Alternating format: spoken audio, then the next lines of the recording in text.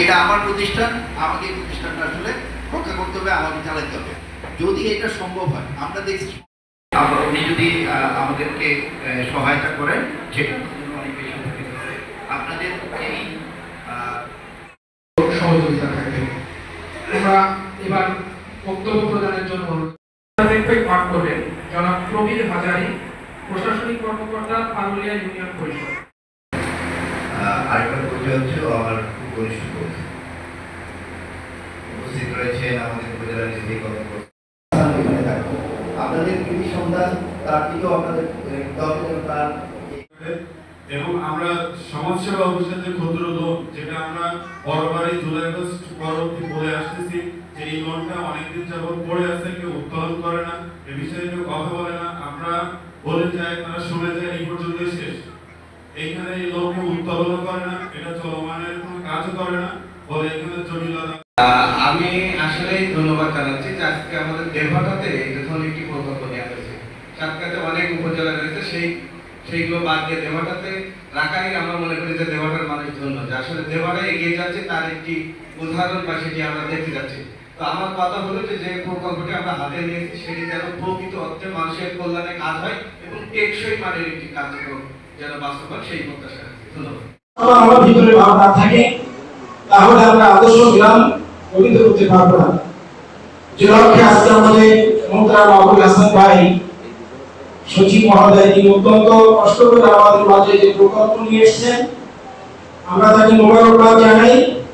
এই প্রকল্পটা যেন যথাযথভাবে সঠিক অর্থে যে উদ্দেশ্যে ইন্ডিয়ার সেই উদ্দেশ্য বাস্তবায়ন, এই জন্য আমরা সব প্রত্যেকেই সমস্ত জায়গা থেকে যেন আমরা সহযোগিতা করি।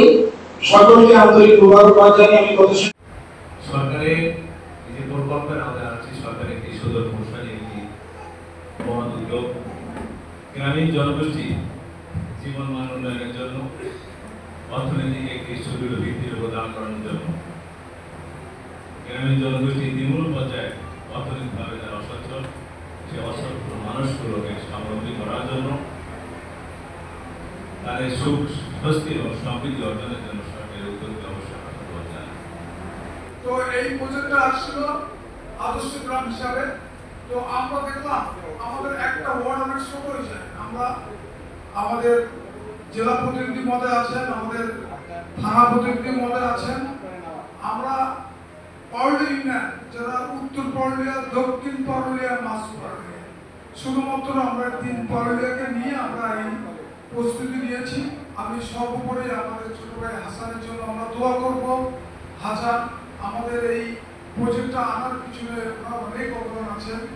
তো আমি সবাইকে অনুরোধ করব আমাদের ছোট ভাই হাসানের জন্য, আমাদের স্যারের জন্য, পিডি স্যারের জন্য, ইউনুস স্যারের জন্য, যারা এখানে উপস্থিত সবার জন্য আমরা পারুলিয়া ইউনিয়নবাসী দোয়া করব। এই পর্যায়ে সংক্ষেপে বক্তব্য উপস্থাপনের জন্য আমি অনুরোধ জানাচ্ছি। আমরা আসলে স্বপ্নের ভিতর যেতে চাই। আমরা স্বপ্নের মতো আমাদের এই পারুলিয়ার স্বপ্নের সাজাতে চাই। স্বপ্নটা কিরকম? আমাদের কোনো বাচ্চা তার বাবার সাথে স্কুলে মাঠে যাবে না কাজ করতে, স্কুলে যাবে। আমাদের কোনো বোন 18 বছরের আগে তার বিবাহ হবে না। আমাদের এখানে উন্নত পদ্ধতিতে চাষাবাদ হবে, আমাদের এখানে উন্নত পদ্ধতিতে মৎস্য চাষ হবে, আমাদের এখানে উন্নত পদ্ধতিতে গাভী পালন হবে, আমরা উন্নত জীবনযাপন করবো। আমাদের সন্তানেরা ঢাকা বিশ্ববিদ্যালয়ে পড়বে, আমাদের সন্তানেরা দেশের বাইরে পড়বে। আমরা একটা স্বপ্নের পারুলিয়া করতে চাই। এই স্বপ্নের পারুলিয়া করার জন্য আপনাদের সবাইকে আমরা সহযোদ্ধা হিসেবে চাই। স্বচ্ছতা এবং সততার মাধ্যমে আমরা আসলে এলাকাটাকে বদলাতে চাই। পারুলিয়া একটা আদর্শ গ্রাম।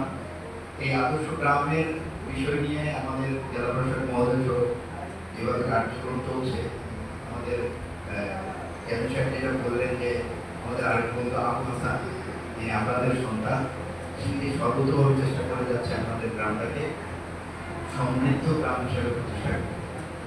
এই সমৃদ্ধ গ্রামে আমরা সমবায় অধিদপ্তর একটা ভূমিকা রাখতে চাই। সেটা হচ্ছে একটা আদর্শ সমবায় সমিতি গঠনের মাধ্যমে কিভাবে গ্রামের এই সমৃদ্ধিটাকে টেকসই করা যায়, এটা হচ্ছে আমাদের উদ্দেশ্য। বিজ্ঞানী মাথায় কি আছে?